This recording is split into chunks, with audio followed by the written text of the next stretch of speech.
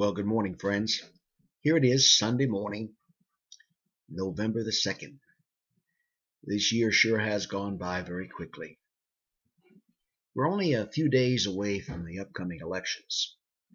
Matter of fact, Tuesday will be the big day. And I've been thinking about some of the things that we should talk about. You know, someone asked me the question the other day. They said, Pastor, why would you want to vote against the Democrats? There are some good Democrats, and I have to agree there are some.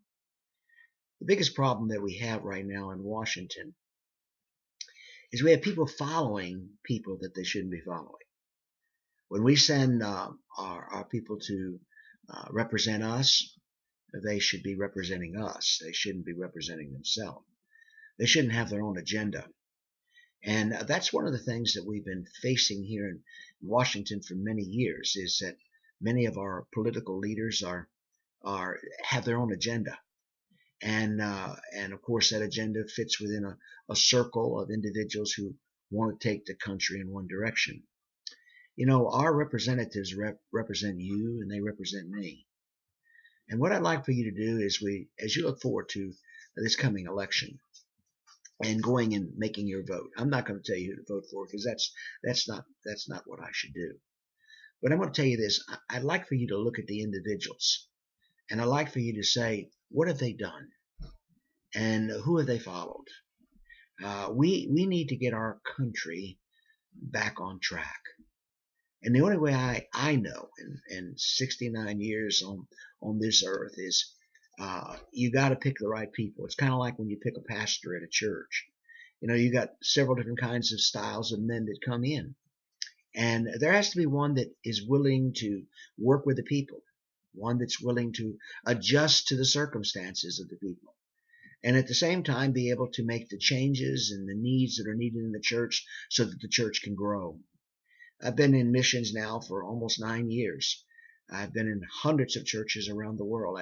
I've written over 20 books. I've experienced a lot of things over the last 10 years, not including the 31 years prior to that in the ministry, 28 years in pastoring, and a lot of adjustments. And sometimes even in my own way, I wasn't willing to make the adjustments, to be honest with you.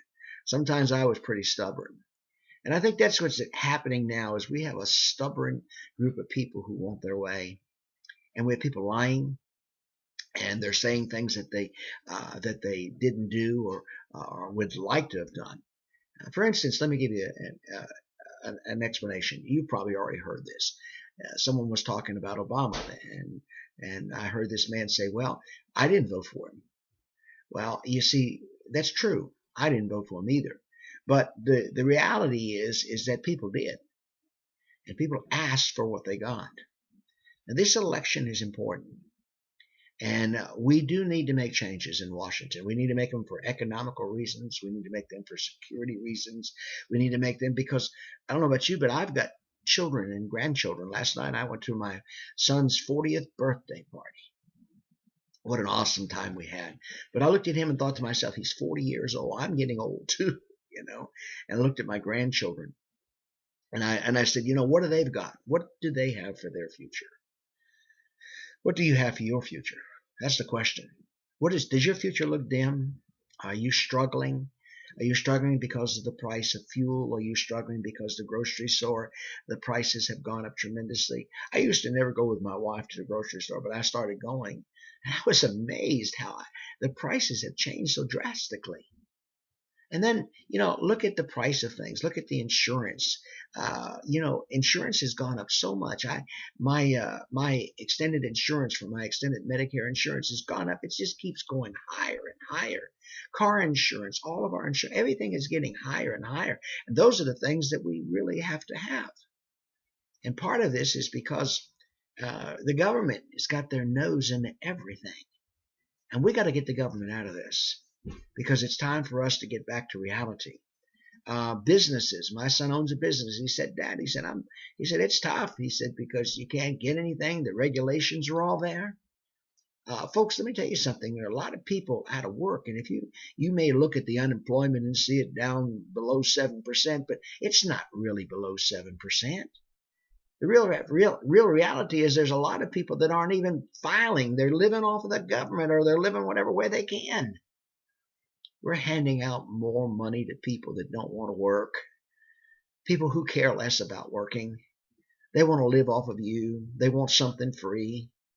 It's time as Americans that we give everybody the opportunity to have. Those that need, I think we ought to help. I have no doubt in my mind about that. But there's a lot of people out there that are just downright lazy. They don't want to work. They want to get everything for free. And Obama now is doing something, and the Democratic Party is doing something right now that's not good. It's called the race card.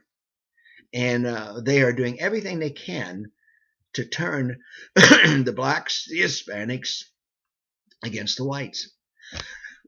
And listen to me. Excuse me for that. That's not good. That's not good.